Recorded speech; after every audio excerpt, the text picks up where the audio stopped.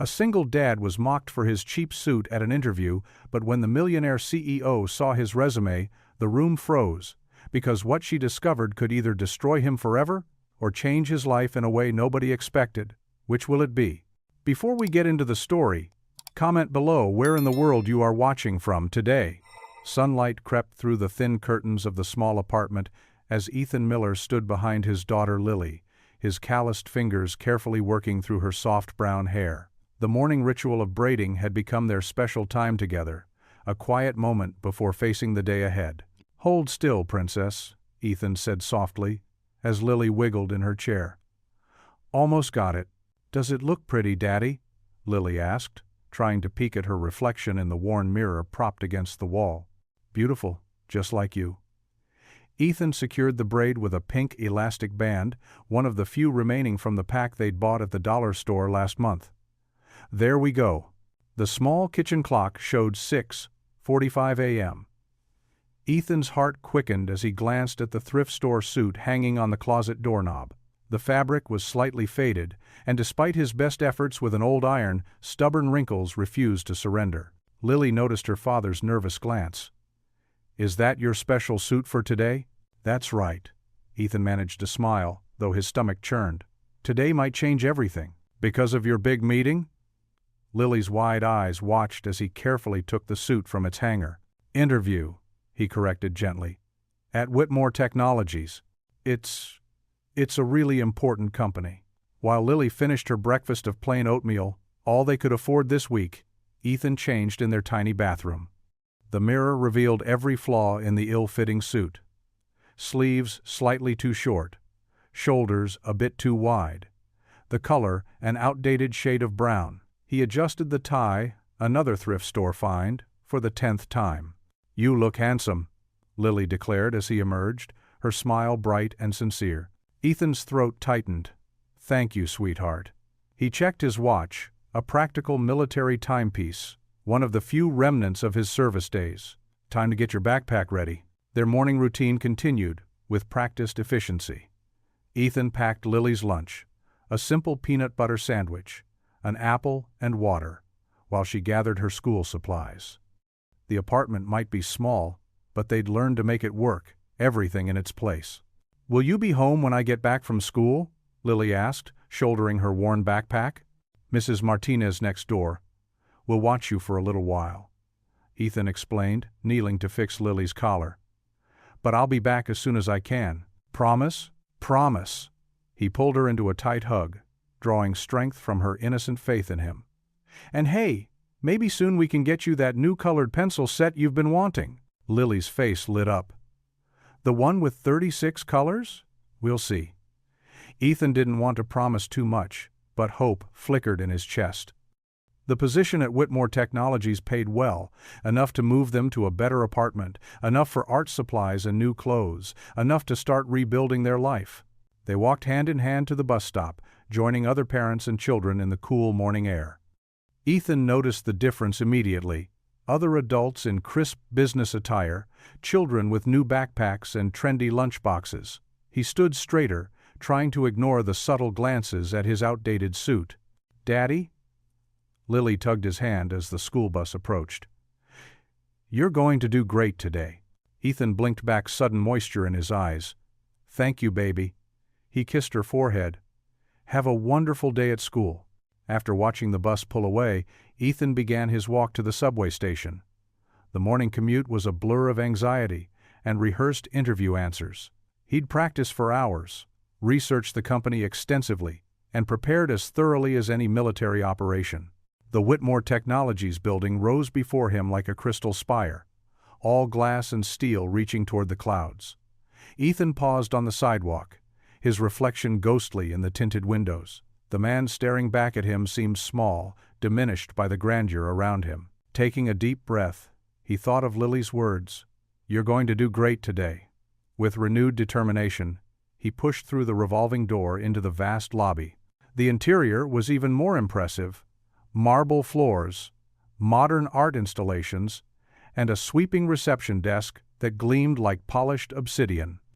Other interview candidates lounged in sleek leather chairs, their designer suits and confident postures, speaking of privilege and opportunity. A young man in an impeccably tailored navy suit glanced up from his phone, his smirk barely concealed as he took in Ethan's appearance. Two women in sharp business attire whispered to each other, their eyes flicking dismissively in his direction. Ethan approached the reception desk, where a perfectly groomed woman regarded him with thinly veiled disdain. "May I help you?" Her tone suggested she'd rather not. "Yes, I'm here for the project manager interview. Ethan Miller." She consulted her computer screen with exaggerated slowness. "Oh yes, our charity case of the day." The words were barely audible, but cut like knives. Heat crept up Ethan's neck, but he remembered his military training, shoulders back, spine straight, chin up. He thought of Lily's proud smile this morning, of her unwavering belief in him. His voice remained steady as he responded, "That's correct. Which floor should I report to?" The receptionist pointed toward the elevator bank. 15th floor. Someone will collect you."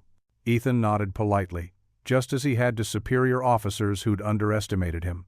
With measured steps, he walked toward the elevators, past the judging eyes, and whispered comments. His cheap shoes echoed on the marble floor, each step carrying him closer to the interview room, and possibly to the future Lily deserved. The waiting area gleamed with polished marble and floor-to-ceiling windows. Ethan shifted uncomfortably in the leather chair, all too aware of how out of place he looked. 4 other candidates sat nearby, each wearing perfectly tailored suits that probably cost more than his monthly rent. A young woman with sleek blonde hair glanced at her colleague, whispering behind a manicured hand. The man next to her smirked, adjusting his designer tie. Ethan pretended not to notice, focusing instead on the manila folder containing his resume and certificates. The edges were slightly worn. He'd practiced presenting them so many times at home. "Did you see that suit?" Another whisper carried across the space. "My grandfather had one just like it. In 1975. Quiet laughter rippled through the group. Ethan's neck grew hot, but he kept his eyes forward, drawing on years of military discipline. He thought of Lily's smile this morning, of her small hands adjusting his crooked tie. "You look handsome, Daddy," she'd said. That memory was worth more than all their expensive suits combined. A manager, in a charcoal gray suit, strode past, phone in hand. He paused, doing a double take at Ethan, then turned to the receptionist with an exaggerated stage whisper. "Looks like Goodwill sent us a rep." The receptionist covered her mouth, failing to hide her amusement. Ethan's hands tightened on the folder. In Afghanistan, he'd led teams through minefields without flinching. He'd coordinated supply chains under enemy fire. But somehow, these casual cruelties cut deeper than any combat stress. "Miller?" a stern voice called out. "We're ready for you." Standing up, Ethan smoothed his pants, painfully aware of how the fabric pulled wrong at the knees. The other candidates watched him with barely concealed disdain as he walked toward the conference room. Inside, 3 interviewers sat behind a long table. Their expressions were professionally neutral, but their eyes told a different story as they scanned his appearance. The woman in the center had already started writing something down before he'd even taken a seat. "Please, sit," said the man on the left, gesturing to the chair across from them. His gold cufflinks caught the light as he moved. Ethan lowered himself carefully, conscious of how the chair's expensive leather creaked beneath him. He placed his folder on the table, noting how it looked shabby against the gleaming mahogany surface. "So, Mr. Miller," the center woman began, "tell us about your qualifications for this position." Ethan took a deep breath, trying to steady his voice. "I have 15 years of logistics and supply chain management experience from my military service where I—" "Military?" The man on the right interrupted, exchanging glances with his colleagues. "We're looking for someone with corporate experience." "I understand, sir," Ethan pressed on. "But my role involved managing multi-million-dollar equipment inventories and coordinating with—" Yes, the woman cut in, her pen tapping impatiently against her notepad. "But how familiar are you with modern business software? Our systems are quite sophisticated." Ethan felt his confidence crumbling. They weren't even looking at him anymore, their eyes fixed on his frayed cuffs, his scuffed shoes, the loose thread hanging from his jacket button. He fumbled with his folder, nearly dropping his certificates as he tried to show them his technical certifications. "I've completed several courses in." The man on the left was already shaking his head, sharing a knowing look with his colleagues. Ethan recognized that look. It was the same one the car dealership gave him when he tried to negotiate for a safer vehicle for Lily. The same one from the real estate agent when he inquired about a better apartment. The look that said, "You don't belong here." The center woman cleared her throat. "Mr. Miller, I think we've seen enough." The door opened. Everyone turned. Ethan's heart nearly stopped as Caroline Whitmore stepped into the room. He recognized her immediately from the company's website and news articles. Her presence seemed to alter the very air in the room. Sharp, commanding, impossible to ignore. The interview panel straightened in their chairs. The woman in the center quickly shuffled her papers, trying to hide whatever notes she'd been writing. Caroline Whitmore stood there, one hand still on the door handle, her steel-gray eyes taking in the scene before her. There was something unreadable in her expression as she looked at Ethan's worn suit, his desperate grip on his folder, the panel's poorly concealed disdain. "I don't believe we've been properly introduced," she said, letting the door close behind her. The conference room felt impossibly large to Ethan as he sat before the interview panel.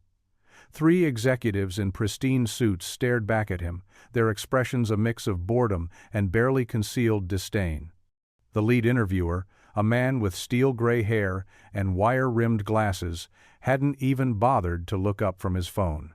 "So, Mr. Miller," the woman to his left began, her voice carrying a hint of condescension, "explain why someone with your background would be qualified for a position at Whitmore Industries?" Ethan's throat felt dry. He'd practiced this answer countless times in front of his bathroom mirror, but now the words seemed stuck. "I believe my 15 years of military service." Yes, the third interviewer cut in, waving his hand dismissively. "But that's hardly relevant to corporate culture, is it?" The door opened quietly, and the atmosphere in the room shifted instantly. The panel members straightened in their chairs, phones disappearing as Caroline Whitmore entered. She moved with quiet authority, her presence commanding attention without demanding it.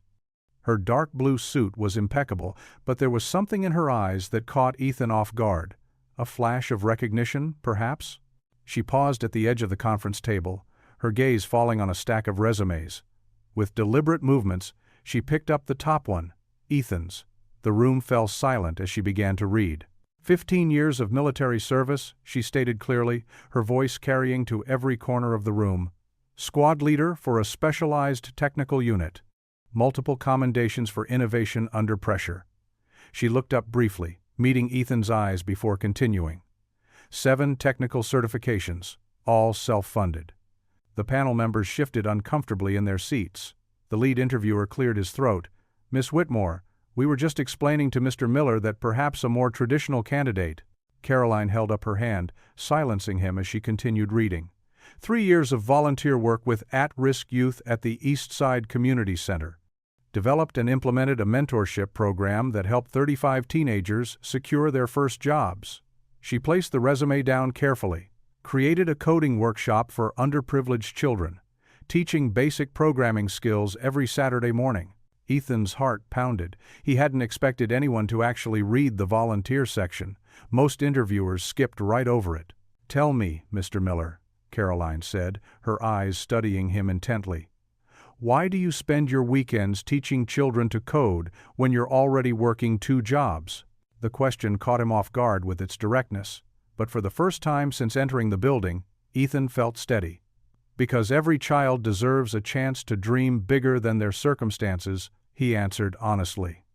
"Sometimes all it takes is one person believing in them." Something flickered across Caroline's face. Approval, perhaps, or recognition. She turned to the panel, her decision already made. "I'll handle this interview." Her tone left no room for discussion. She gestured toward the door of her private office. "Mr. Miller, if you would follow me." The panel members sat in stunned silence as Ethan stood, smoothing his ill-fitting jacket as best he could. His heart raced with equal parts relief and terror as he followed Caroline Whitmore toward her office. The worn soles of his dress shoes seemed to echo against the polished floor, each step carrying him toward what felt like either salvation or doom. A mixture of emotions churned in his stomach: gratitude for the rescue from what was clearly becoming a hostile interview, fear of what this powerful woman might ask, and a tiny spark of hope that maybe, just maybe, someone was finally seeing past his shabby exterior to what he could actually offer.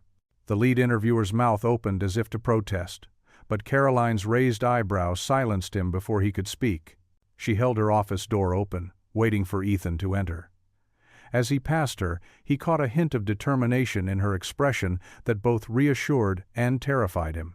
Caroline Whitmore's office was a stark contrast to the sterile conference room. Warm afternoon light streamed through floor-to-ceiling windows, casting a golden glow on the dark wooden furniture. Ethan's hands trembled slightly as he sat in the plush leather chair across from her desk. "Your resume caught my attention, Mr. Miller," Caroline said, her blue eyes sharp but not unkind. She held the paper between manicured fingers. 12 years of military service, multiple commendations, and extensive volunteer work with at-risk youth. Yet you're applying for an entry-level position? Ethan shifted in his seat, acutely aware of how his thrift store suit pulled awkwardly at his shoulders. "Yes, ma'am. I know I might seem overqualified, but I need to start somewhere. Tell me why you left your last job." Her voice was direct but gentle. Ethan took a deep breath. The familiar ache in his chest returned as memories flooded back. "My wife, Sarah, she got sick, cancer. I had a good position at Thompson Manufacturing, but even with insurance, the medical bills." His voice cracked slightly. "We tried everything to save her. In the end, I lost her and our savings. Had to declare bankruptcy." Caroline's expression softened almost imperceptibly. "I'm sorry for your loss. You have a child?" "My daughter, Lily. She's 7. A small smile crossed Ethan's face. "She's the reason I'm here. I promised her things would get better." "And you think this company is your path to keeping that promise?" "I know what the others see when they look at me," Ethan said, gesturing to his ill-fitting suit, "but I've rebuilt things from nothing before. In the military, I learned that appearance isn't what matters. It's determination, integrity, and the willingness to work harder than anyone else." Caroline stood and walked to the window, her reflection thoughtful in the glass. "The corporate world can be more brutal than the military, Mr. Miller. Our culture here." She turned to face him. "Let's be frank. The board members and senior managers care very much about appearances. They won't welcome someone they see as different." "I understand that, Miss Whitmore. But I'm not asking for their approval, just a chance to prove my worth through my work." She studied him for a long moment. "There's a project nobody wants to touch. Our community outreach program is failing. Morale is low. The team is dysfunctional. And we're hemorrhaging money and goodwill. The last 3 managers quit within months." Ethan leaned forward, interest sparking in his eyes. "What's the core issue? That's what you'd need to figure out. I'm willing to offer you a provisional position, project lead, reporting directly to me. You'd have 60 days to turn it around. And if I succeed, then you'll have earned your place here, regardless of what anyone thinks of your suit." She sat back down, her expression serious. "But understand this. If you fail, the board will use it as proof that they were right about you, and I won't be able to protect you." Ethan stood and extended his hand. "I accept, Miss Whitmore. Thank you for this opportunity." She shook his hand firmly. "Don't thank me yet. Meet with HR tomorrow morning to handle the paperwork. And Ethan," her voice softened slightly, "get yourself a better suit. Not for them, for you." As Ethan left her office, his heart lighter than it had been in months, he passed by the break room. Through the partially open door, he could hear familiar voices, the same executives who had interviewed him earlier. "Did you see that suit? I thought he was here to fix the copier." Laughter echoed from the room. "Caroline's lost it, giving charity cases executive positions. I give him 2 weeks, tops. Hey, start a pool? $20 says he's gone before the month is out." More laughter followed. But Ethan kept walking, his back straight and his head high. Their words stung, But he'd faced worse odds before. He touched the worn wedding ring on his finger, thinking of Sarah, of Lily waiting at home. He had 60 days to prove them wrong. 60 days to turn failure into redemption. Caroline watched his departure from her office window, her reflection pensive in the glass. On her desk, his resume lay open, the pages telling a story of resilience she recognized all too well. She picked up her phone and dialed a number. Security desk? Please ensure Mr. Miller has full access to the building starting tomorrow morning. She paused, then added, and treat him with respect. He's one of us now. The afternoon sun cast long shadows across the office floor as Ethan made his way to the elevator. The same receptionist who had sneered at him earlier now couldn't meet his eyes. He rode down alone, his mind already working on the challenge ahead. The worn fabric of his suit didn't seem to matter quite as much anymore. In 60 days, they wouldn't remember what he wore, they'd remember what he achieved. As the elevator doors closed, he heard one last echo of laughter from above. The charity case won't last 2 weeks. The words hung in the air, a challenge and a motivation all at once. The afternoon sun cast long shadows across the elementary school playground as Ethan waited among other parents. His tie felt too tight, a constant reminder of the day's emotional roller coaster. He spotted Lily's bright purple backpack bouncing through the crowd of children, and his heart lightened instantly. "Daddy!" Lily called out, running toward him with her arms wide open. Her dark braids, the ones he had carefully woven that morning, were slightly messy from a day of play. Ethan scooped her up in a big hug, breathing in the familiar scent of strawberry shampoo and school craft supplies. "There's my girl. How was your day, sweetheart?" "I got a gold star in math," Lily beamed, pulling a worksheet from her backpack to show him. "And Miss Thompson said my drawing was the best in class." "That's wonderful, honey." Ethan took her small hand in his as they walked toward their apartment building just 3 blocks away. "You're getting better and better every day." Their footsteps echoed on the cracked sidewalk as Lily skipped beside him, chattering about recess games and lunch trades. The familiar route took them past Mr. Chen's corner store, where the kind owner always waved through the window, and the small park where pigeons gathered around the rusty benches. Inside their modest apartment, Ethan hung up his borrowed suit jacket carefully. The fabric was worn at the elbows, but it was all he had. He rolled up his sleeves and headed to the tiny kitchen, where a box of pasta and some tomato sauce waited in the cupboard. "How about some spaghetti tonight?" he asked, filling a pot with water. "With extra cheese?" Lily's eyes lit up as she settled at their small kitchen table, pulling out her homework. "We'll see what we can do with what's left." Ethan smiled, though his heart ached knowing there wasn't much left in the refrigerator. The pasta began to boil as Lily worked on her spelling words, the scratch of her pencil mixing with the bubbling water. Once the simple meal was ready, Ethan sprinkled the last of their Parmesan cheese over Lily's portion. She twirled the spaghetti on her fork, a skill she'd recently mastered, before looking up at him with those big brown eyes, her mother's eyes. "Daddy," she said carefully, "did you get the job?" Ethan put down his fork, considering how to explain it to a 7-year-old. "Well, sweetie, something interesting happened today. I met a very important lady named Mrs. Whitmore. She's giving me a chance to prove myself." "What does that mean?" Lily asked, sauce dotting the corner of her mouth. "It means I have a special project to work on. If I do well, I'll get to keep working there." He reached across the table to wipe her face with a napkin. "It's like when you have to show Miss Thompson you can do multiplication before moving on to division." Lily nodded seriously. "Is it hard? The project?" "It might be," Ethan admitted, twirling his own pasta. "But you know what? I'm going to work as hard as I can to make it work. Just like you did with your math today." "I believe in you, Daddy," Lily said, with such pure conviction that Ethan had to swallow past a sudden lump in his throat. "You always say we can do anything if we try our very best." "That's right, sweetheart." He reached out to squeeze her small hand. "And having you believe in me makes me even stronger." After dinner, they followed their usual routine. Ethan helped Lily with her remaining homework while they washed dishes together, her standing on a step stool to reach the sink. Then came bath time, where Lily insisted on playing with her rubber duck family for just 5 more minutes, 3 times in a row. Story time was next. Tonight's selection was the little engine that could, which felt particularly appropriate. Lily curled up in her bed, clutching her worn stuffed elephant as Ethan read, "I think I can, I think I can."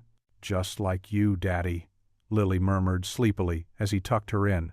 "You're like the little engine." Ethan kissed her forehead, smoothing back her damp hair. "Good night, my sweet girl. I love you to the moon and back. And to all the stars, too." Lily finished their nightly ritual, already drifting off to sleep. Once Lily's breathing had evened out, Ethan retreated to the kitchen table. He pulled out the thick folder of project documents Mrs. Whitmore had given him, switching on the small desk lamp they'd found at a yard sale. The light was dim, but electricity bills were already high enough. Spreading out the papers, he began to read through the details of his assignment. The project involved restructuring an underperforming department, one that other managers had written off as hopeless. The stack of employee records and performance reviews painted a picture of low morale and missed targets. Ethan rubbed his tired eyes, the words beginning to blur together. The magnitude of the task ahead felt overwhelming. Not just the project itself, but all the subtle resistance he'd face from those who'd already decided he didn't belong. Looking up, his gaze fell on Lily's math worksheet, stuck proudly to the refrigerator with their last magnet. The gold star gleamed in the dim light, reminding him of her unwavering faith in him. Clasping his hands together, Ethan bowed his head. "Lord," he whispered into the quiet apartment, "I know I'm not much. This suit isn't much. But please, please help me make this work. Not for my pride, but for her. Help me build something better for my little girl." He straightened up, pulling the papers closer. The lamp's weak light barely illuminated the pages, but it was enough to keep working. It had to be enough. With determination setting his jaw, Ethan picked up his pen and began taking notes, prepared to work through the night if necessary. Monday morning arrived with a gray drizzle that matched the mood in Conference Room B. Ethan stood at the doorway, his weathered briefcase clutched in one hand, taking in the scattered group before him. The room itself seemed to reflect their status, tucked away in a forgotten corner of the building, with flickering fluorescent lights and water stains on the ceiling tiles. 8 people sat around the scratched conference table, deliberately leaving empty chairs between them. Their body language screamed defeat, slumped shoulders, crossed arms, downcast eyes. These were the outcasts of Whitmore Corp., the ones deemed not polished enough for the gleaming upper floors. Martha Chen, a data analyst in her late 50s, adjusted her thick glasses and gave him a tired look. Her personnel file had noted "resistant to new systems," corporate speak for being pushed aside by younger colleagues. Next to her, Jake Peterson, the youngest of the group, slouched in his intern's badge and rumpled dress shirt that had seen better days. "Good morning, everyone," Ethan said, setting his briefcase down. "I'm Ethan Miller, and I'll be leading this project." "Leading us where? Off a cliff?" muttered Tom Rodriguez, the head custodian. His maintenance uniform stood out among the business casual attire. According to the files, he'd been with the company for 20 years but had never been promoted, despite his intimate knowledge of the building's operations. Ethan took a deep breath, remembering similar skepticism he'd faced as a young sergeant. "I know what you're thinking. This department's been written off. We're the ones they don't expect to succeed." "Got that right," said Sarah Williams, an accountant who'd been passed over for promotion 4 times. Her once neat bun had loosened, strands of gray hair escaping. "They stuck us here because we don't fit their image. Too old, too different, too whatever." The room fell into uncomfortable silence. Rain tapped against the windows, creating a melancholic rhythm. Ethan noticed how the group had naturally segregated. Maintenance staff on one side, office workers on the other, the lone intern isolated in the corner. "I saw your files," Ethan continued, moving to stand at the head of the table. "But I saw something else too. Martha, you've handled more data than anyone else in this company. Tom, you know every inch of this building and its systems. Sarah, your attention to detail has saved this company from costly mistakes multiple times." A few heads lifted slightly. Jake the intern sat up straighter, his expression shifting from bored to curious. "What's your point?" asked Diana Foster, another analyst who'd been relegated to processing the most mundane reports. We all know our jobs. Doesn't change that we're corporate leftovers. Ethan walked slowly around the table, making eye contact with each person. My point is that everyone in this room has value that's been overlooked. I was a sergeant in the military, and let me tell you something. The strongest units I ever served with weren't the ones with the shiniest boots or the most impressive records. He paused beside Tom's chair. They were the ones who learned to work together, who used everyone's strengths. The ones who refused to leave anyone behind. That's the military, Martha said, but her voice held less resignation than before. This is corporate America. Different rules. Maybe, Ethan acknowledged. But people are still people.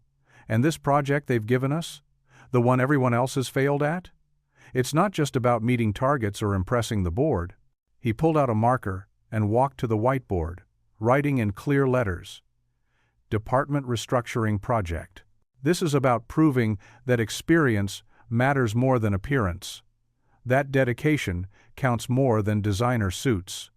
That when people work together, really together, they can overcome any obstacle. Jake raised his hand hesitantly.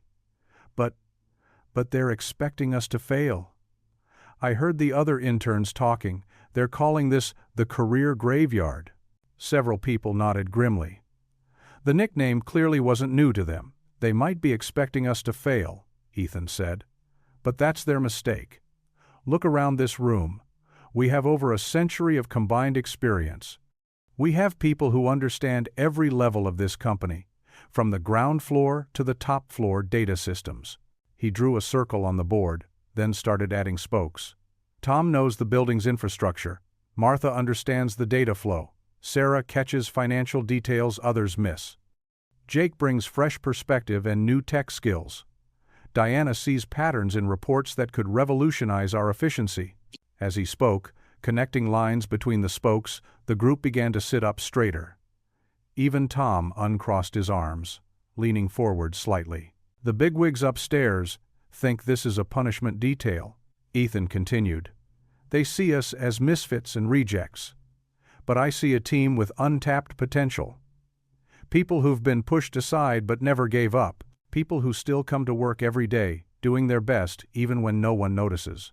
He put down the marker and turned to face them fully. The rain had stopped, and weak sunlight filtered through the windows, highlighting the determination in his eyes. I'm not going to lie to you, this won't be easy. We have 60 days to turn this department around. The odds are stacked against us.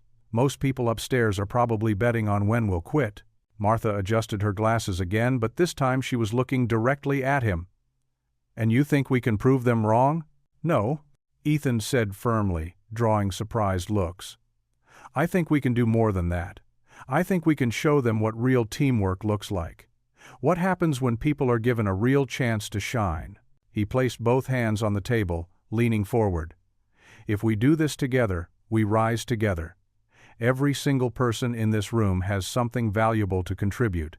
And I promise you this, no one gets left behind. No one gets pushed aside. We succeed as one, or we keep trying until we do.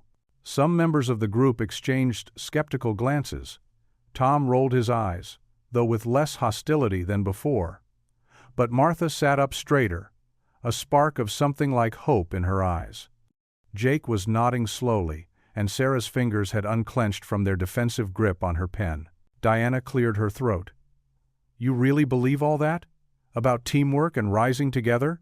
Every word, Ethan replied without hesitation. Because I've seen it work before. And more importantly, because we have nothing to lose and everything to prove. A heavy silence fell over the room. Then, almost imperceptibly, a few heads nodded. Not everyone. Some still looked doubtful, even cynical. But in those few quiet nods, Ethan saw the first spark of what could become a flame. The challenge was set. The battle lines were drawn. Now they just had to prove that a group of outcasts, led by a man in a cheap suit, could rewrite their own story. The fluorescent lights hummed overhead as Ethan arrived early Tuesday morning, his worn leather briefcase tucked under his arm. The office space assigned to his team was tucked away in a forgotten corner of the building's third floor, far from the sleek conference rooms and executive offices above. Maria, the oldest member of the team, was already at her desk, glasses perched on her nose as she sorted through paperwork. Her gray-streaked hair was pulled back in a neat bun, and her cardigan had seen better days. She glanced up, surprise flickering across her face, when Ethan walked straight to her desk. "Good morning, Maria," he said warmly. "I noticed yesterday you've been here 15 years. That's quite an achievement." Maria's hands stilled on her papers. "Most people don't bother learning our names, let alone how long we've been here." "Well, I'm not most people." Ethan pulled up a chair. "Would you tell me about the filing system you've developed? I saw how organized everything was yesterday." For the next 20 minutes, Maria explained her method, her voice growing more animated as Ethan asked thoughtful questions. When Tom, the young intern, shuffled in with his coffee, Ethan immediately stood to greet him. "Hey Tom, how's that computer science degree coming along? You mentioned yesterday you're in your final year?" Tom nearly spilled his coffee. "You? Remembered that? Of course. Must be challenging balancing studies with this internship. What areas of tech interest you most?" As Tom eagerly described his passion for database architecture, other team members trickled in. Ethan greeted each by name. Jenny from accounting, Robert from maintenance, Sarah from customer service. Instead of heading to the manager's office, he pulled his chair into the common area. "I thought we could start by hearing everyone's perspective on what's working and what isn't," Ethan said, loosening his threadbare tie. "No judgment, just honest feedback." The silence was thick at first. Sarah picked at her nail polish while Robert studied his shoes. Then Maria cleared her throat. "The communication is terrible," she said flatly. "Nobody tells us anything until it's already a crisis." Ethan nodded, taking notes in his worn notebook. "Thank you, Maria. That's exactly the kind of insight we need. What else?" Slowly, the dam broke. Jenny mentioned outdated software that made tracking inventory a nightmare. Tom described inefficient coding practices that slowed everything down. Robert pointed out storage spaces being wasted because no one had bothered to organize them properly. Instead of defending the status quo or making empty promises, Ethan asked questions. He wrote down every concern, every suggestion. When Sarah mentioned feeling overwhelmed by her workload, he rolled up his sleeves and spent an hour learning her daily tasks. "You've been doing the work of 3 people," he said, shaking his head. "No wonder things fall through the cracks. Let's see how we can redistribute this more fairly." By late morning, the team's rigid postures had softened. Jenny brought cookies from her desk to share. Tom offered to show Ethan some software solutions he'd been researching in his spare time. As lunch approached, Robert, the maintenance supervisor, lingered by Ethan's temporary desk. His weathered hands twisted his baseball cap nervously. "Sir? Got a minute?" "Of course, Robert. And please, it's just Ethan." Robert glanced around before speaking softly. "Been here 12 years. Know every corner of this building. There's these supply closets on the 2nd floor. Nobody even remembers they exist anymore. Could store twice what we're keeping in the expensive rental units across town." Ethan's eyes lit up. "That could save thousands in storage costs. Would you show me?" "Now?" Robert seemed startled by the immediate interest. "No time like the present," Ethan smiled, grabbing his notebook. "Lead the way." As they walked together toward the elevator, Ethan noticed Maria watching them with the first hint of a smile he'd seen. Tom had stopped pretending to work and was openly observing. Jenny and Sarah exchanged glances that held more hope than skepticism. They weren't just a collection of cast-offs anymore. They were becoming a team. Robert gestured to his simple brown bag lunch. "Mind if I eat while we walk? Usually take lunch at my tool bench." Actually, Ethan pulled out his own modest sandwich wrapped in wax paper. "I'd appreciate the company." As they headed down the hallway, Robert's shoulders straightened just a little. His voice grew more confident as he began sharing his deep knowledge of the building's layout. For the first time in years, someone was actually listening. The morning's gray drizzle had given way to tentative sunlight streaming through the windows. It caught the dust motes dancing in the air, turning them to tiny sparks of gold, like the first glimmers of possibility starting to shine through the gloom. The fluorescent lights buzzed overhead as Ethan walked through his team's workspace early Tuesday morning. His worn leather briefcase, a remnant from better days, felt heavy in his hand. The office space, tucked away in a forgotten corner of the building's third floor, looked even more dismal in the harsh morning light. Maria, the senior data analyst in her late 50s, sat hunched over her ancient computer, muttering under her breath as the screen flickered. Across the room, Jake, a fresh-faced intern, struggled with a jammed printer that sounded like it was on its last legs. The rest of the team filtered in slowly, their faces reflecting the same defeated expression Ethan had seen yesterday. "Good morning, everyone," Ethan said, trying to inject some warmth into the sterile space. A few mumbled responses came back. He set his briefcase down on his simple desk, one of several crowded into the cramped area. As he began reviewing the project files, his heart sank. Half the folders on the shared drive were empty or corrupted. Paper documents were scattered across multiple filing cabinets, many missing crucial pages. The equipment inventory list showed dozens of items, but most were marked as needs repair or location unknown. "Mr. Miller?" Jake approached his desk, holding a stack of crumpled papers. "I found these behind the printer. I think they're important, but—" He trailed off, looking embarrassed. Ethan smoothed out the papers. They were critical timeline documents, coffee-stained and torn. The project deadlines looked impossible.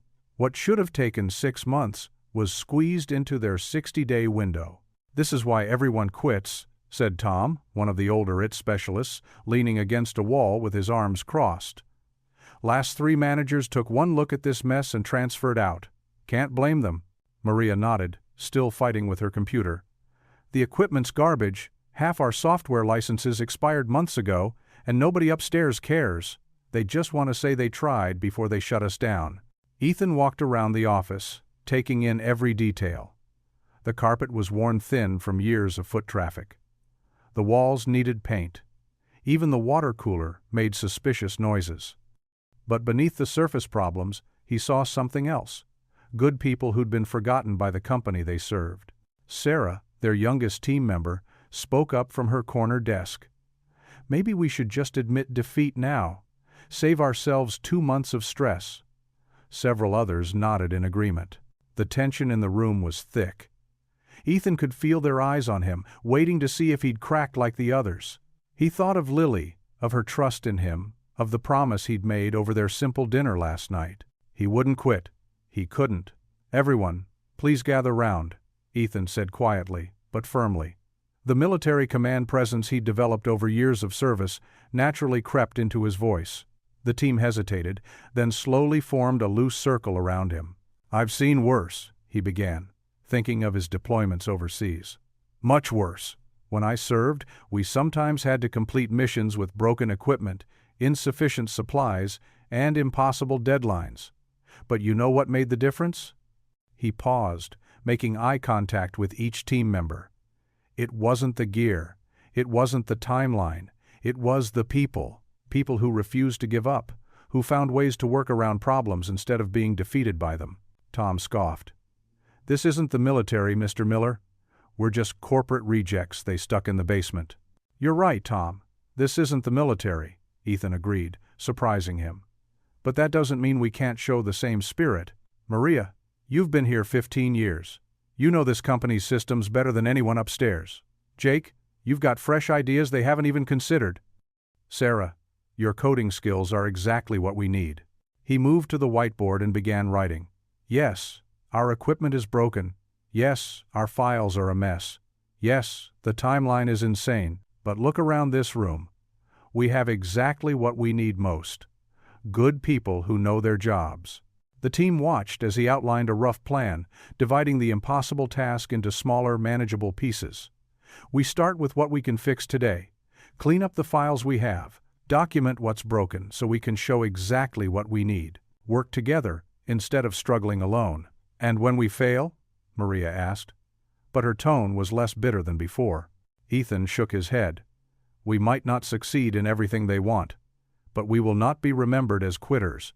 We won't let them write us off without a fight. Are you with me?" The silence stretched for a long moment. Finally, Jake stepped forward. "I'm in, Mr. Miller." Sarah nodded, then Tom uncrossed his arms. One by one, the team members straightened their shoulders, showing small signs of renewed determination. "All right," Maria sighed, but there was a hint of a smile on her face. "Better than sitting here waiting to get fired, I suppose." The team dispersed back to their desks, this time with purpose rather than resignation. It wasn't enthusiasm yet, but it was a start. Ethan knew they were still skeptical, still expecting failure, but they were willing to try. For now, that would have to be enough. He returned to his desk and began sorting through the mess of papers Jake had found. The task ahead seemed monumental, but he'd meant what he said. He'd seen worse, survived worse. And this team, forgotten and underestimated as they were, had potential they didn't even realize. As the morning wore on, the sound of keyboards clicking and quiet discussions replaced the earlier silence of defeat. They had a long way to go, but they'd taken the first step, choosing to stand and fight rather than give in to the weight of expectations. The evening sun cast long shadows through the small kitchen window of Ethan and Lily's apartment. Sitting at their scratched wooden table, Ethan spread out his project papers while Lily worked on her math homework. The familiar scent of mac and cheese, their budget-friendly dinner, filled the air. "Daddy, why do you look so worried?" Lily asked, her pencil pausing mid-equation. Ethan rubbed his tired eyes. "Just trying to figure out how to make things work at the new job, sweetheart. Like my puzzle box?" Lily reached into her backpack and pulled out a colorful wooden cube, a gift from her mother.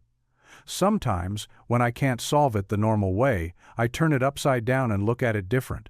Ethan stared at his daughter, then at his papers. "You know what, Lilypad? That's actually brilliant." He spread out the inventory lists he'd been studying. The company had labeled certain supplies as waste, old computers, furniture, even office supplies that weren't the latest models. But with his military background, Ethan knew that one person's trash could be another's treasure. "What if we?" he muttered, scribbling notes. Lily peered over, her math temporarily forgotten. "Can I help?" she asked, pulling her chair closer. "Sure can, sweetie. Let's make it a game. If you had to build something but couldn't buy anything new, what would you do?"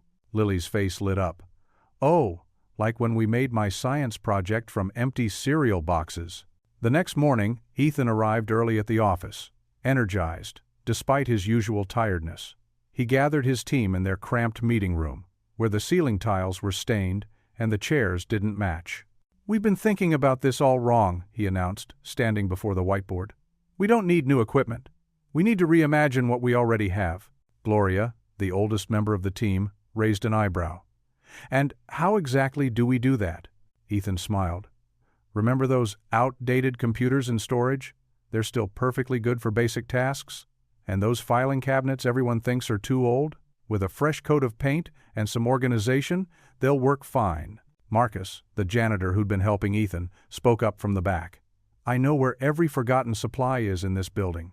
Been watching folks throw away good stuff for years." Over the next few days, Ethan's team began their transformation. They salvaged equipment from storage rooms, cleaned and repaired what they could, and created systems using what others had discarded. The military's make do and mend philosophy merged with Lily's childlike creativity to forge solutions nobody had considered. In the evenings, Lily would sit with her homework while Ethan worked, occasionally offering suggestions that only a child could think of. "Why don't you color code everything like my teacher does?" Or, "Maybe you could make it fun, like a treasure hunt." A week into their new approach, the team's corner of the building began to change. The once cluttered space became organized, with refurbished filing systems and workstations built from mixed and matched parts. They'd created a system that wasn't pretty but worked efficiently. Jennifer, one of the interns, discovered she had a knack for fixing old printers. Tom, an overlooked IT worker, showed everyone how to maximize the older computer's performance. Even Gloria, initially skeptical, proved to be a master at creating filing systems that made sense. The breakthrough came when they completed their first major task, reorganizing and digitizing 5 years' worth of archived documents. Using their cobbled-together computer network and Gloria's filing system, they finished in half the expected time. "Look at this," Ethan said, pointing to their progress chart.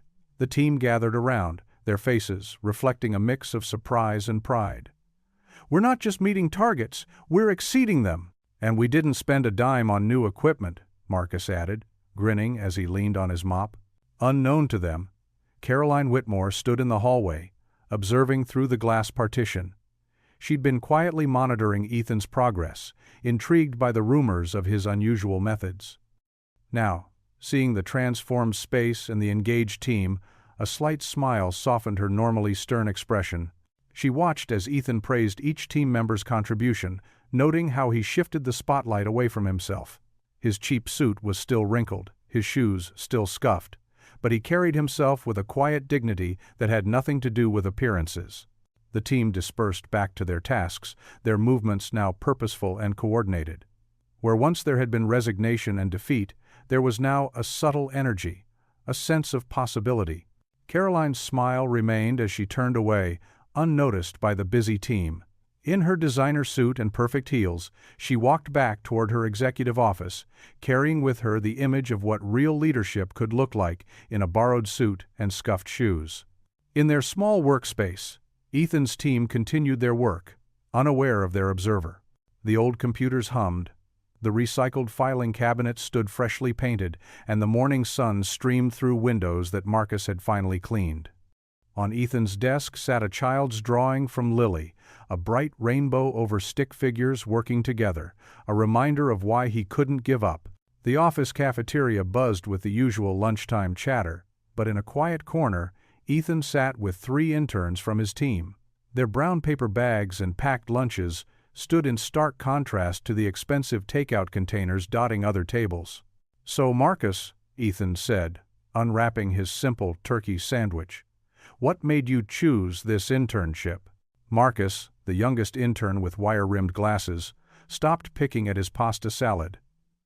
"Honestly, it wasn't my first choice, but after 5 rejections."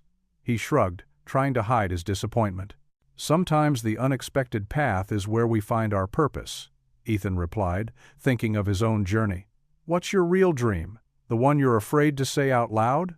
Sarah, another intern with bright purple hair clips, leaned forward. "I want to redesign how companies handle waste management." Everyone laughed when I mentioned it in orientation. "That's actually brilliant," Ethan said, his eyes lighting up. "You know, our project involves reorganizing supply chains. We could use that kind of innovative thinking." The third intern, James, who had barely spoken all week, finally joined in. "I've been sketching some ideas about that, but I didn't think anyone would care." "Show me," Ethan encouraged, pushing aside his lunch. James pulled out a crumpled notebook, revealing detailed diagrams. As they discussed his ideas, other employees walked past, some sneering at their corner table, but Ethan and the interns were too engaged to notice. After lunch, Ethan headed to the maintenance area where Bill, a gray-haired employee of 20 years, struggled with an ancient sorting machine. Younger managers had long ignored Bill's requests for repairs or replacement. "Need a hand?" Ethan asked, rolling up his sleeves. Bill looked up, surprise crossing his weathered face. "You know about these old machines?" "Worked with similar models in the military," Ethan replied, kneeling beside him. Sometimes the simplest fix makes all the difference. For the next hour, they worked together, Ethan listening as Bill shared his knowledge of the machine's quirks. When they finally got it running, the sound was smoother than it had been in years. "Nobody's ever bothered to help before," Bill said, wiping grease from his hands. "They just tell me to write reports that never get read." "Well, I'm not everybody," Ethan smiled, "and this machine's going to be crucial for our project." Word spread quickly through the team. By mid-afternoon, people began dropping by their project room with ideas and offers to help. Sarah brought her environmental impact studies. James shared his sketches with Bill, who knew exactly how to modify the old equipment to make their plans work. The energy in the room shifted. Where silence and resignation had ruled, voices now rose in excited discussion. Marcus discovered he had a talent for coordinating between different departments. Bill's decades of experience proved invaluable for implementing their plans. Even the custodial staff got involved. Maria, who had worked there for 15 years, knew every inch of the building. She showed them unused storage spaces perfect for their needs and suggested more efficient routes for moving materials. "Mr. Miller," she said, using the respectful tone she'd insisted on, despite Ethan's protests. "My son is studying engineering. Maybe he could help with some calculations? Bring him in this weekend, Ethan replied. We'll order pizza. As the afternoon wore on, the project room transformed. Walls once bare now displayed James's diagrams and Sarah's environmental charts. Bill's restored machine hummed efficiently in the corner. The interns had set up a makeshift break area where people could share ideas over coffee. Someone made a joke about their island of misfit toys becoming a powerhouse. Unexpected laughter filled the room. Marcus, usually so reserved, cracked another joke. More laughter followed. Looking around, Ethan saw what was happening. These weren't just colleagues working on a project anymore. The older workers were mentoring the interns. The young ones were teaching computer skills to their older teammates. They covered for each other, celebrated small victories together, and refused to let anyone feel left behind. In that moment, as the warm sound of genuine laughter echoed through their once dreary project room, Ethan realized they had become something more than a team. Through shared struggles and small triumphs, they had become a family. Ethan stood before his project room's whiteboard, erasing the last item from their milestone checklist. His team gathered around, their faces showing a mix of exhaustion and pride. 3 weeks of late nights and determined effort had paid off. They were ahead of schedule. I can't believe we actually did it, Sarah, one of the interns said, staring at the completed charts and organized files that had once been a chaotic mess. Tom, the elderly maintenance worker who'd become Ethan's right-hand man, clapped him on the shoulder. You made us believe we could, son. That's what good leaders do. Ethan's chest tightened with emotion. He looked at his team, this odd collection of people others had written off. This isn't my victory, he said, his voice soft but firm. This is ours. Every single one of you made this happen. Jerry, another team member who'd initially been the most skeptical, nodded. First time in 15 years anyone's treated us like we matter. You've always mattered, Ethan replied. Sometimes it just takes the right project to prove it. He straightened his worn suit jacket, the same one he'd worn to his interview. Now, wish me luck. I'm presenting our progress to Miss Whitmore. The team gathered around him in an impromptu group hug, something that would have been unthinkable just weeks ago. As they broke apart, Sarah quickly fixed his crooked tie. Go show them what we can do, Mr. Miller. Walking through the gleaming hallways toward Caroline's office, Ethan carried their project binder close to his chest. The same employees who had once smirked at his appearance now offered small nods of acknowledgement. He'd earned that much, at least. Caroline's assistant waved him straight in. The CEO sat behind her impressive desk, reading glasses perched on her nose as she reviewed documents. She looked up as Ethan entered, her expression neutral but her eyes alert. Mr. Miller, she said, gesturing to a chair. You're early for our scheduled update.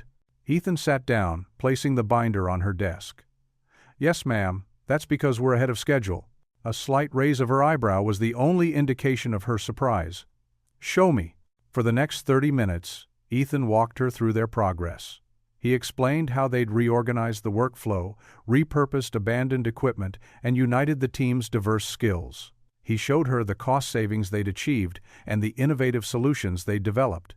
Caroline listened intently, occasionally asking sharp questions that Ethan answered with quiet confidence.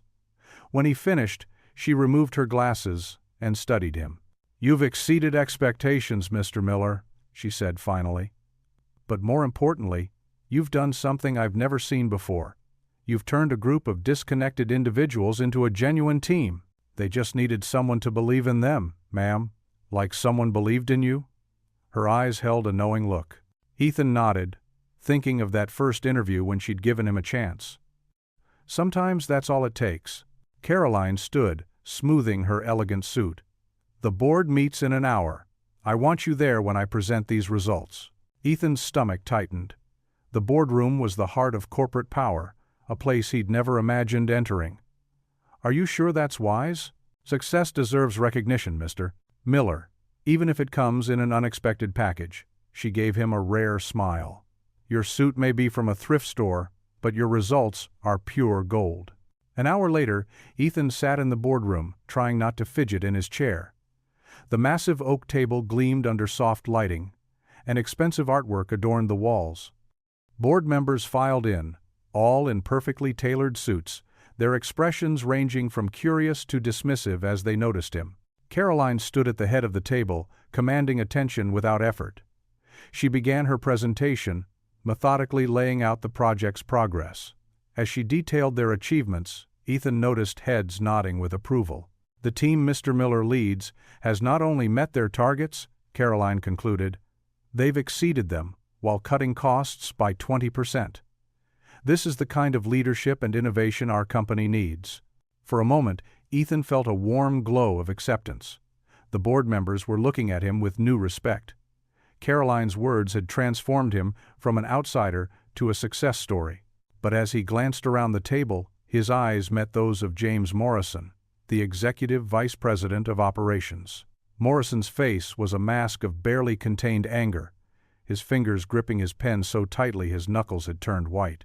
In that hostile glare, Ethan saw all his doubts reflected back at him. He might have won this battle, but the war for acceptance was far from over. Still, he held Morrison's gaze steadily, refusing to look away. He'd earned his place at this table, even if some couldn't accept it. Caroline was still speaking, outlining future possibilities, but Ethan's focus remained on Morrison's calculating stare. In his years of military service, he'd learned to recognize when someone was planning a counterattack. The expression in Morrison's eyes told him this moment of triumph might be shorter-lived than he'd hoped.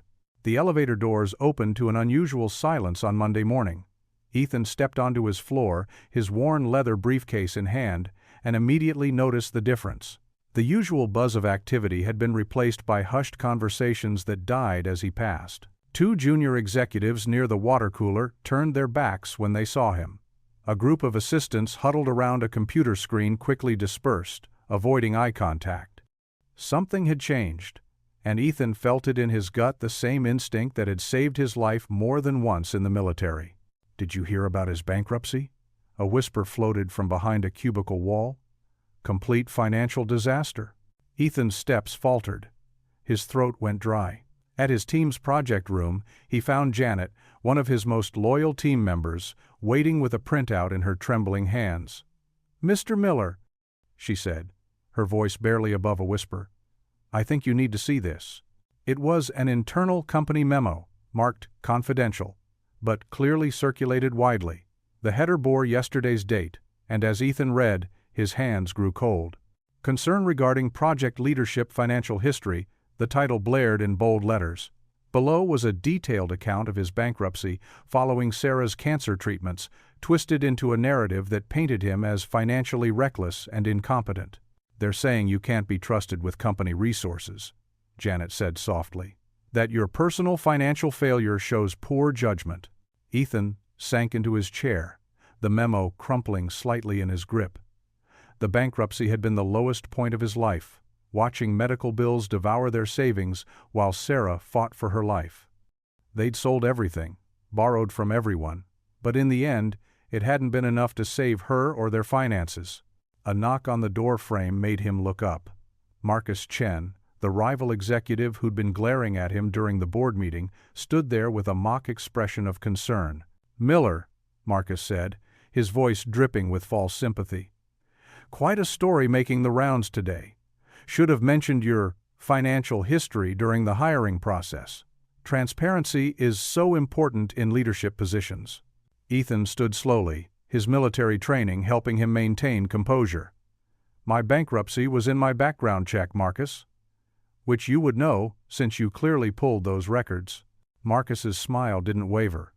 "The board needs to be confident in where we place our trust. Someone who couldn't manage his own finances. Someone who chose his wife's life over money." Ethan cut in, his voice quiet but firm. "Ah, yes, the dying wife story. Very touching. But business is business, Miller. Some of us know how to separate personal problems from professional responsibilities." Throughout the morning, the whispers grew louder. Ethan's team tried to show support, but he could see the doubt creeping into their eyes. During the daily department meeting, seats near him remained conspicuously empty. By lunch, His inbox was flooding with urgent requests for project documentation and financial reviews. The trust he'd built over weeks was crumbling in hours. Caroline was out of town at a conference. Her assistant merely said she'd look into the situation upon her return. The same assistant who'd warmly greeted Ethan every morning now couldn't meet his eyes. In the afternoon, Ethan overheard two managers outside his door. "Can't believe we let a bankruptcy case handle major resources. Probably why he was so desperate for the job. Bet that cheap suit wasn't even a choice." The words stung worse than any physical blow he'd taken in combat. There, at least, he could fight back. Here, the attacks came in whispers and sideways glances, in suddenly canceled meetings and withdrawn invitations. At 3 o'clock, his phone buzzed. A text from Lily's after-school program, "Please come pick up your daughter. Incident with other children." Ethan's heart sank further. He grabbed his jacket and headed out, ignoring the stares that followed him to the elevator. At the community center he found Lily sitting alone in the corner, her usual bright smile nowhere to be seen. Her small shoulders shook with quiet sobs. "Baby, what happened?" He knelt beside her chair. Lily looked up, her eyes red and puffy. "Tommy's big sister works at your company," she hiccuped.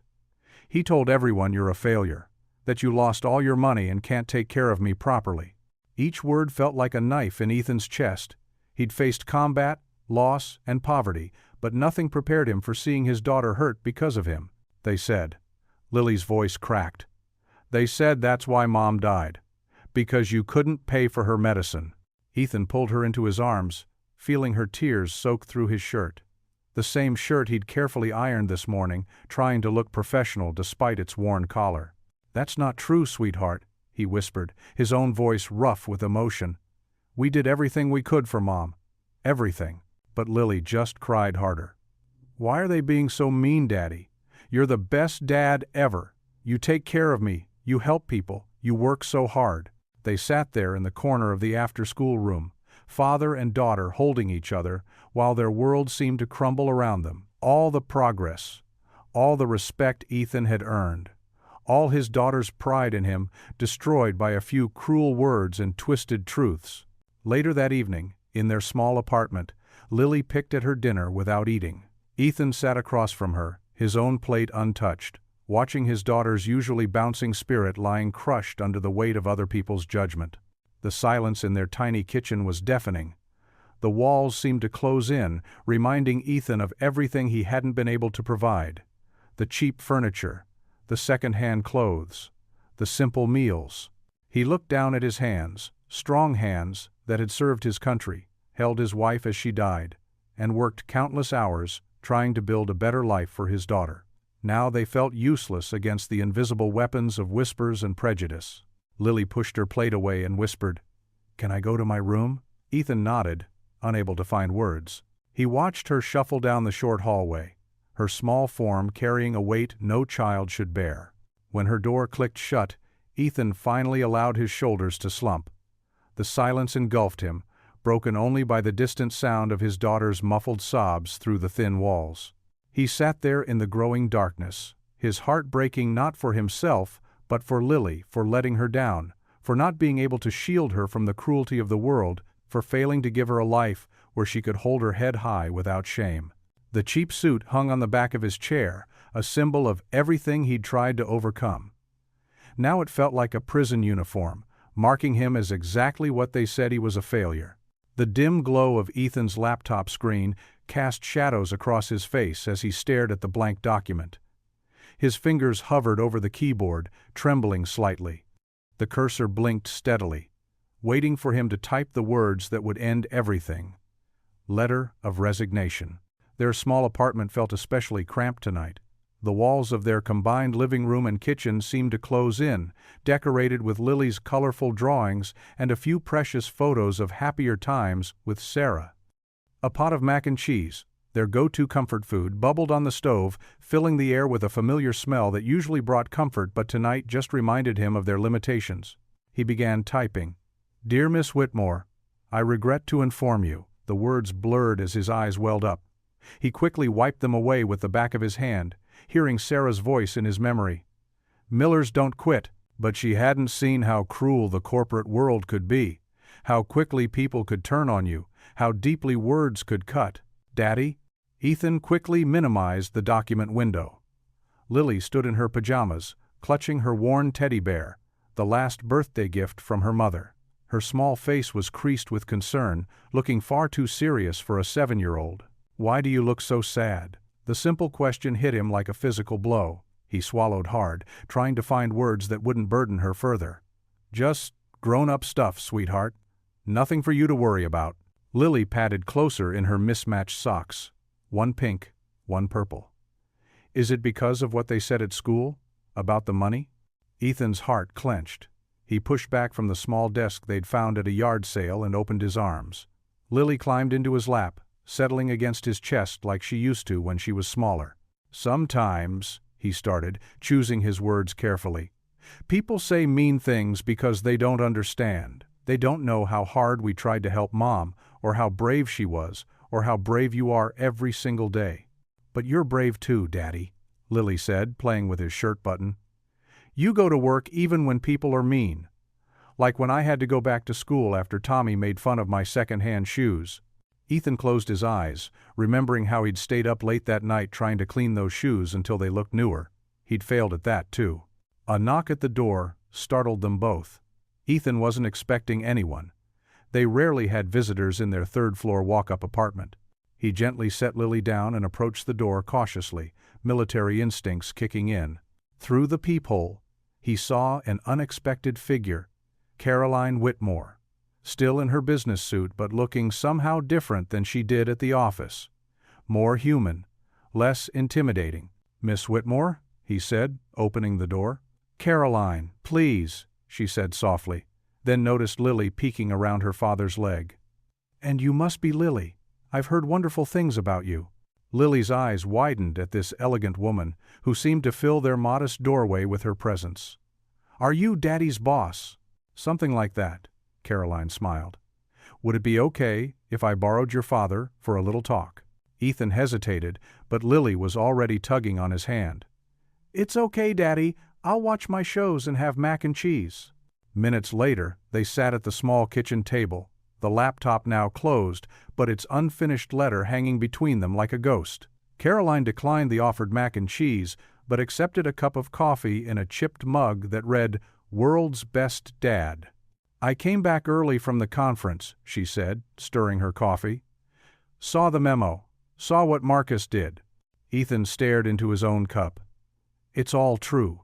The bankruptcy, the bills, everything. Yes, Caroline said quietly.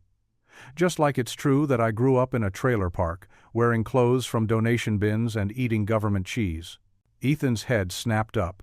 Caroline Whitmore, the self-made millionaire, the corporate legend, looked back at him with eyes that held old pain. My first job interview in finance, she continued. I wore a dress I'd sewn myself from discount fabric. The receptionist asked if I was there to clean the bathrooms. She gave a small, bitter laugh. When I finally made it to junior management, someone dug up photos of my childhood home, left them all over the break room, with notes saying, trailer trash. What did you do? Ethan asked, noticing Lily had turned down the TV volume to listen. First, I cried in the bathroom, considered quitting, thought about moving back home, and accepting that people like us don't belong in corner offices.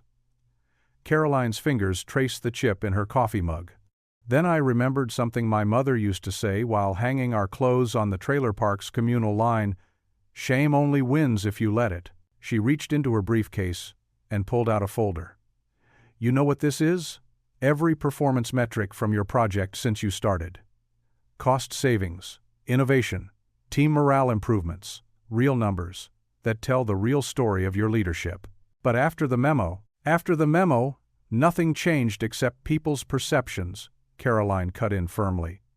You're the same man who turned a failing project around, the same father who reads bedtime stories after working 12-hour days, the same leader who earned his team's loyalty through respect rather than fear. Ethan glanced at his laptop, thinking of the unfinished resignation letter. Let me tell you what I see, Caroline continued, her voice gentler now. I see a man who chose his wife's life over financial security, who faced bankruptcy not through reckless spending, but through love, Who comes to work in a second-hand suit but gives first-class effort? She leaned forward, her eyes intense. Shame only wins if you let it, Ethan. And trust me, I know exactly how hard it is to not let it win. The morning sun had barely crept over the city skyline when Ethan walked through the revolving doors of the corporate tower. His old suit still didn't fit quite right, but today he wore it differently. His shoulders were straight, his steps purposeful. The receptionist who had once mocked him glanced up, then quickly looked away.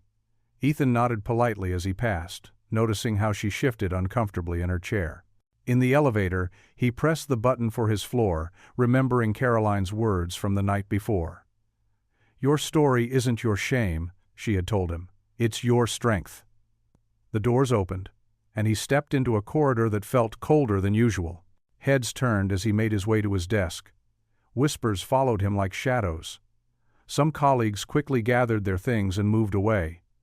Others stared openly, their judgment written plainly on their faces. "Morning, everyone," Ethan said clearly, setting his worn briefcase down.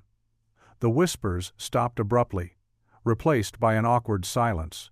He booted up his computer and pulled out a notebook filled with careful notes and calculations. The past weeks of project work were documented there, along with innovations his team had created. Their successes weren't just numbers. They were stories of people working together, finding creative solutions, supporting each other. Throughout the morning, Ethan worked steadily, organizing his presentation materials. He created simple, clear slides that showed their progress. Each graph and chart told a story of determination. Each photo captured moments of teamwork. Around lunchtime, Maria, one of the older custodial staff members who had helped him find supplies, stopped by his desk. "We heard you're presenting to the board," she said softly, wringing her hands. Are you leaving us?" Ethan looked up, seeing genuine concern in her eyes. "No, Maria. I'm fighting to stay. For all of us." She nodded, her eyes bright with tears. "The others, the team, we're all pulling for you, Mr. Miller. You treated us like people, not just workers." Throughout the afternoon, Ethan refined his presentation. He wasn't just defending his position anymore, he was standing up for something bigger.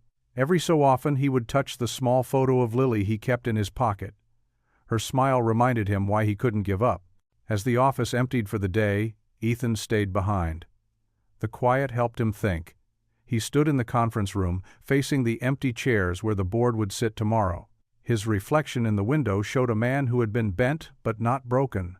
"My name is Ethan Miller," he practiced, his voice steady. "You know about my bankruptcy. You know about my wife's cancer. You know I shop at thrift stores and live in a small apartment with my daughter." He paused, drawing a deep breath. "But here's what you don't know." He continued rehearsing, adjusting his words, making sure each sentence carried the truth he needed to share. Hours passed. The city lights twinkled outside, and still he worked, determined to get it right. It was nearly midnight when he heard a small sound behind him. Turning, he saw Lily standing in the doorway of the conference room, still in her pajamas. Mrs. Jensen, their elderly neighbor, who watched her when he worked late, stood a few steps behind. "I'm sorry, Ethan," Mrs. Jensen said. "She couldn't sleep, worried about you, insisted on coming." Lily padded across the carpet in her fuzzy slippers, her dark hair messy from tossing and turning. She looked so small against the backdrop of the corporate conference room, but her eyes held a wisdom beyond her years. "I heard you practicing, Daddy," she said, taking his hand. "You sound strong." Ethan knelt down to her level, straightening her rumpled pajama top. "I'm nervous, sweetie. These people, they might not understand." Lily wrapped her arms around his neck, hugging him tight. "Then make them understand, Daddy, like you did with me when I was scared of thunderstorms. Remember, you said sometimes the scariest things can make the most beautiful music." Ethan held his daughter close, feeling her complete trust in him.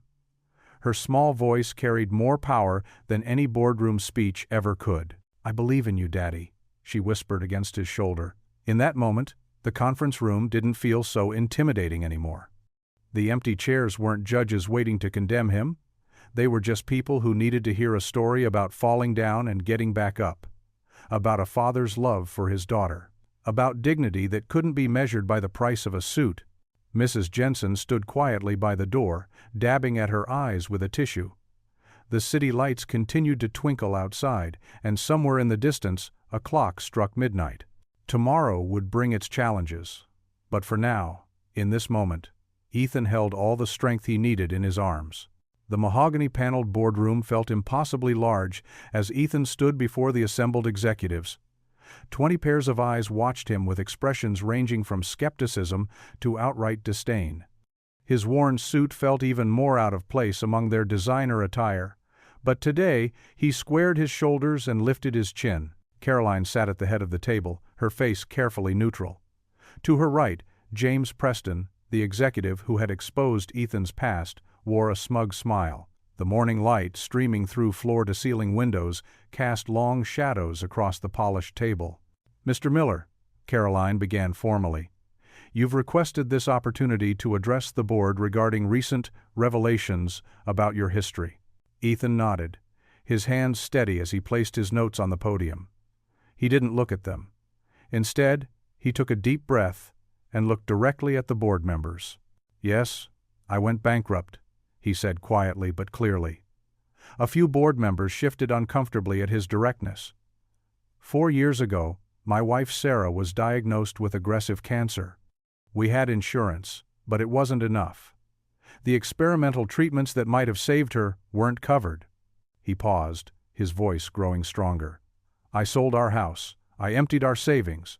I took every loan I could get, and in the end, I still lost her. But I'd do it all again, in a heartbeat." James Preston leaned forward.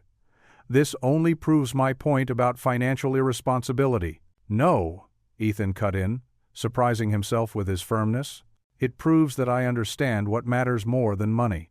It proves I know how to fight for what's important, even when the odds are impossible." He turned to face the whole room. "You've all seen my cheap suit. You've whispered about it, laughed about it. But this suit? It's not a symbol of failure. It's a choice. Every extra dollar I have goes to my daughter's education fund. Because that's what leaders do. They put others before themselves." The room grew very still. Even Preston's smirk had faded. "In the military, I learned that true strength isn't about looking powerful. It's about lifting others up. That's what I've tried to do here. My team, the ones you all overlooked, they're not just employees. They're people with dreams, with wisdom, with untapped potential." Ethan gestured to the project results displayed on the screen behind him. "We didn't just meet our targets, we exceeded them.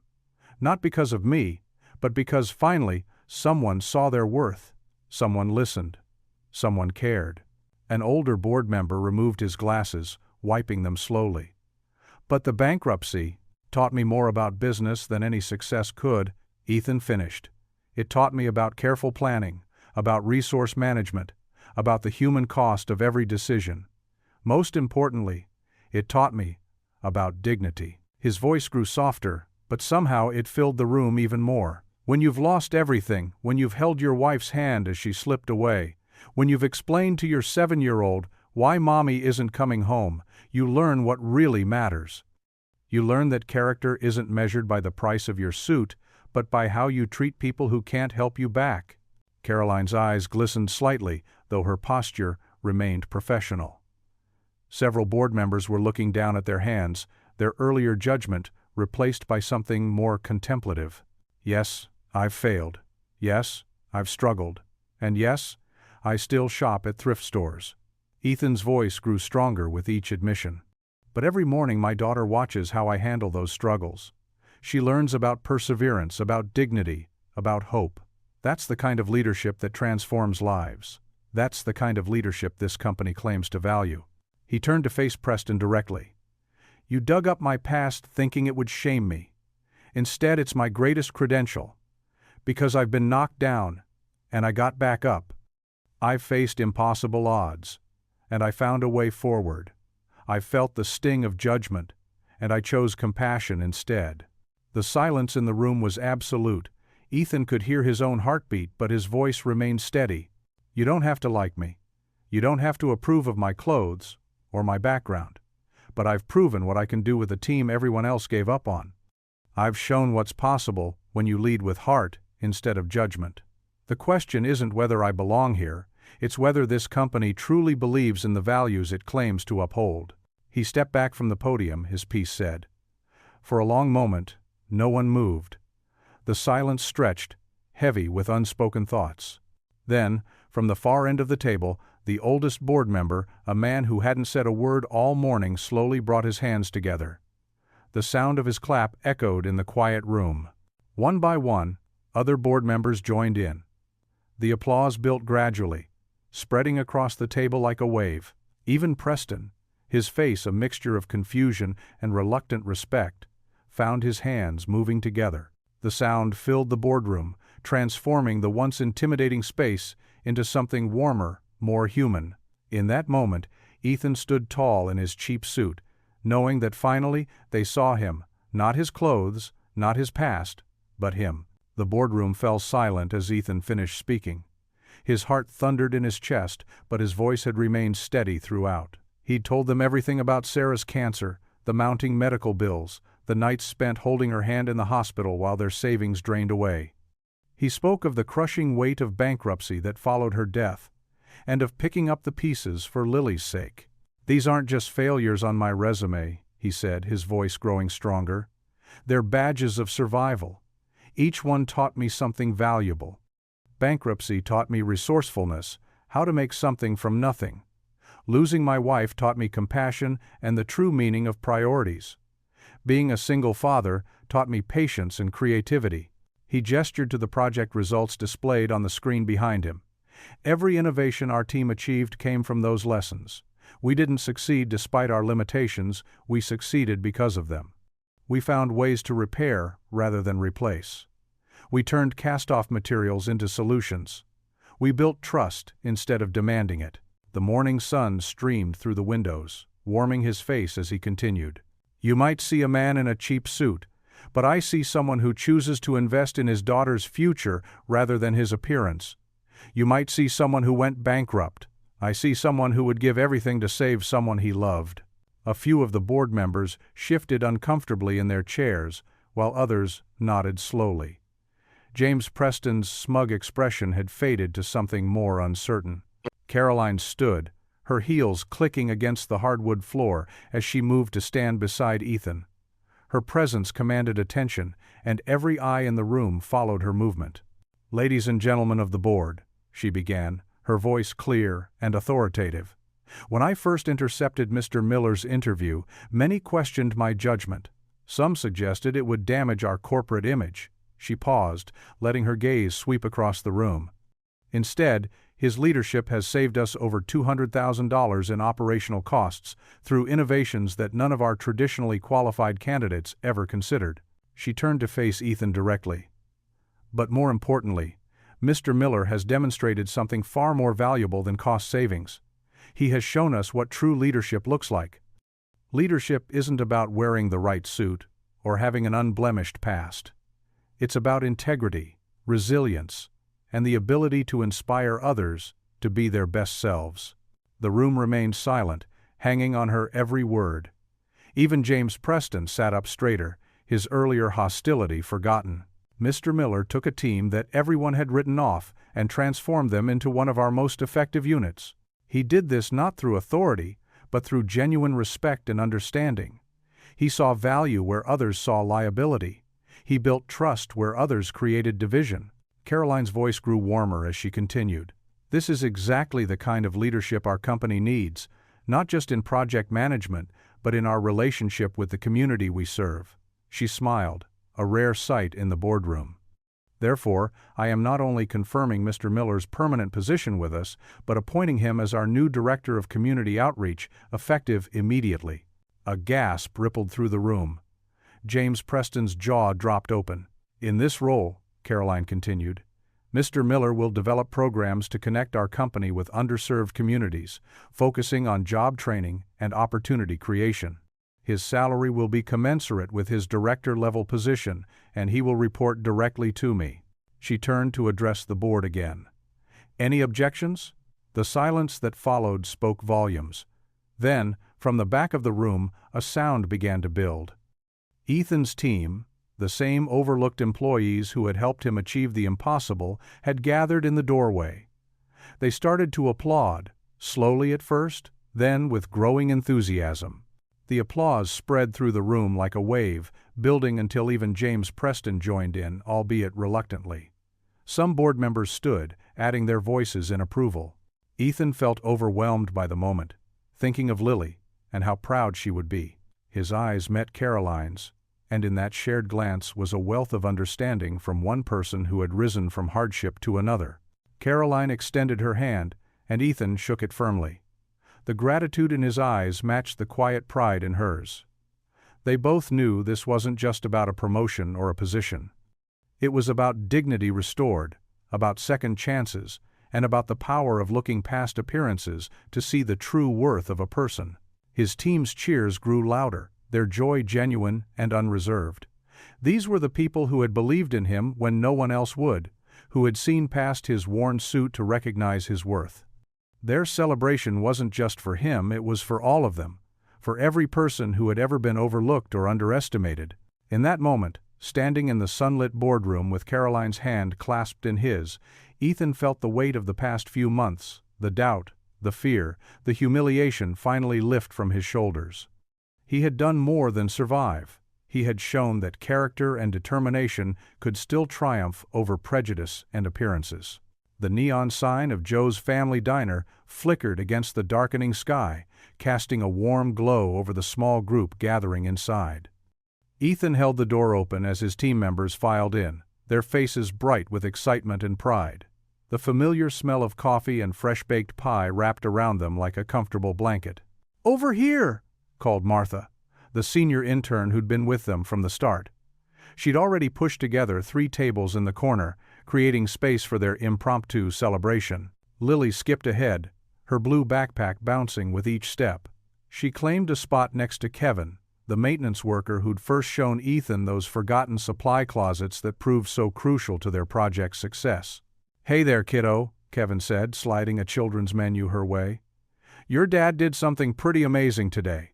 The waitress, a woman with kind eyes and graying hair pulled into a neat bun, distributed menus.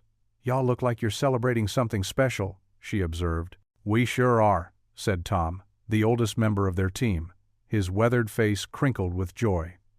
"Our leader here just got promoted to Director of Community Outreach." The waitress beamed at Ethan.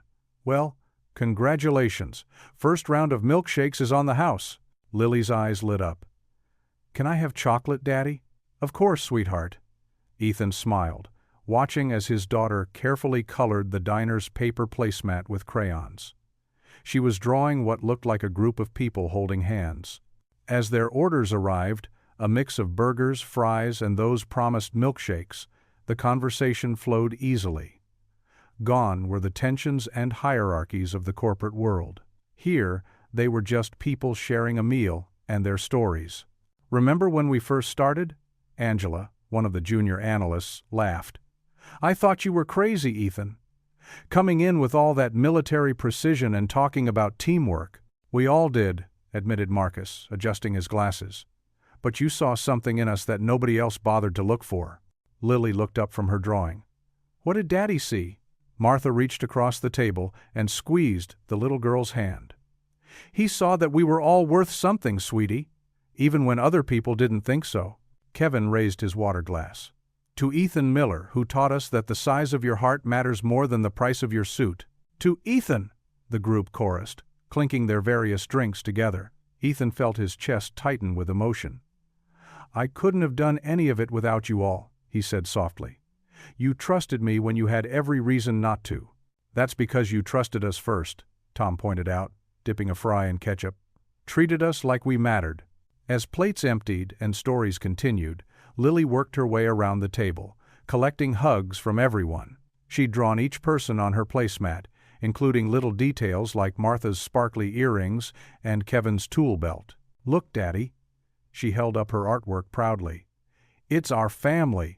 The simple statement brought tears to several eyes around the table.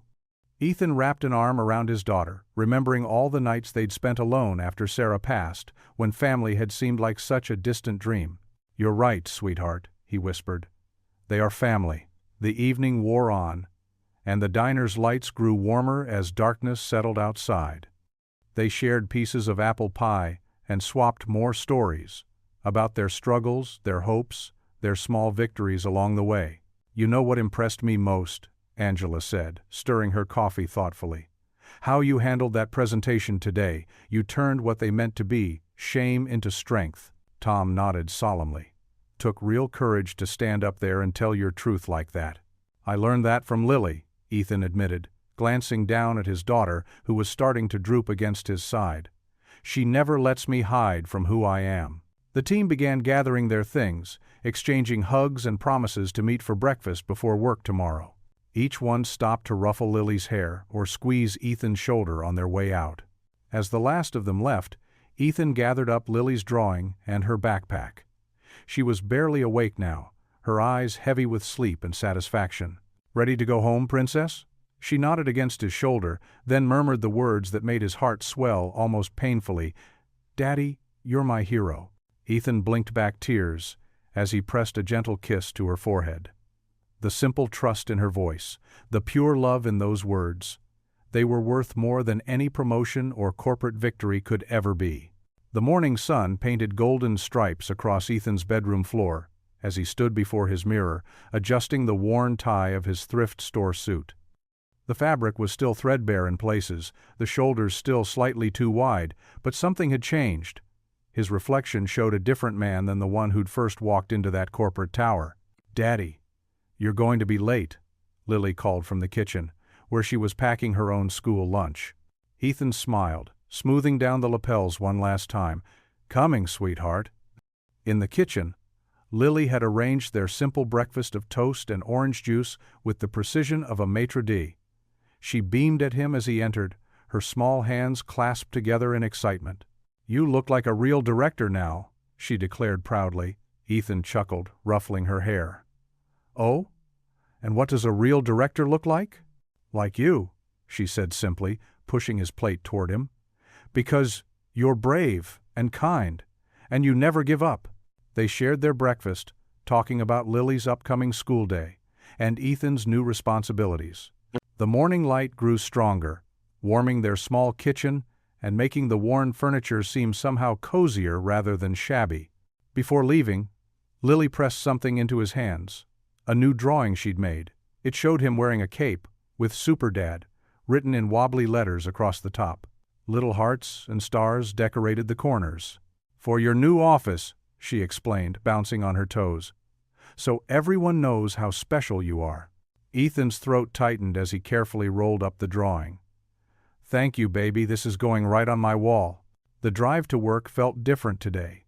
The same streets, the same traffic, but Ethan's shoulders were straight, his chin held high. As he pulled into the parking garage, several employees waved in greeting, including some who'd previously ignored him. In the lobby, the receptionist who'd once sneered at him now stood up with a genuine smile. "Good morning, Mr. Miller. Your team is already gathering in the conference room." "Thank you, Susan," he replied warmly, noting how her eyes widened slightly at being addressed by name. The elevator ride was filled with congratulatory comments from various employees. A young intern who'd helped on his project practically bounced with excitement as she updated him on some progress made the previous evening. Walking through the office floor, Ethan noticed the changes. Where there had once been whispers and sidelong glances, there were now respectful nods and friendly greetings.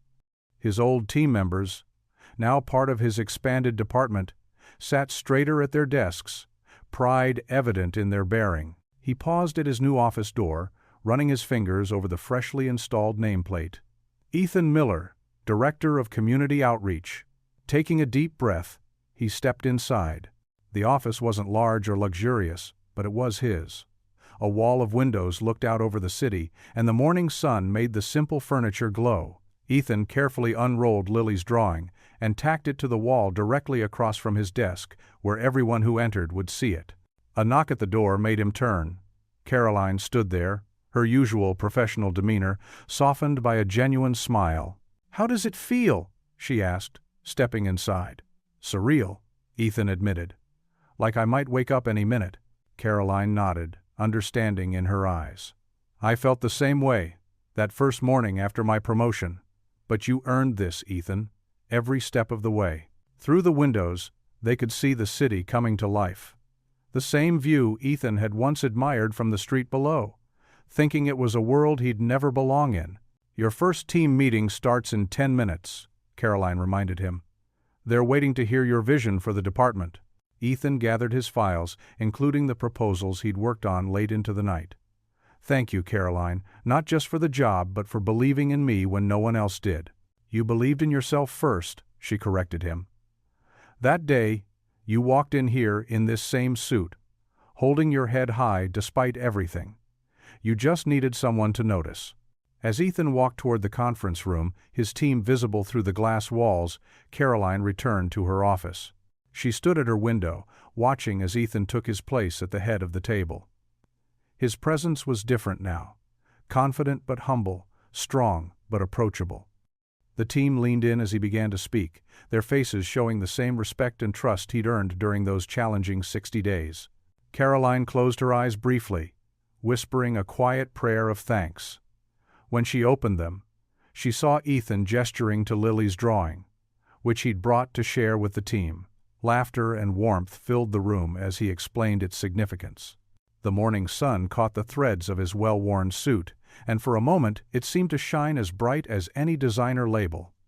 Ethan smiled, one hand resting on Lily's drawing, as he led his team into their first discussion, proof that sometimes the greatest transformations happen not in what we wear, but in how we wear it. What would you do if you were in their place? Comment your answer below, and let's see how you'd rewrite the ending. If you enjoyed the story of Ethan Miller, I hand-picked the next story that you will enjoy.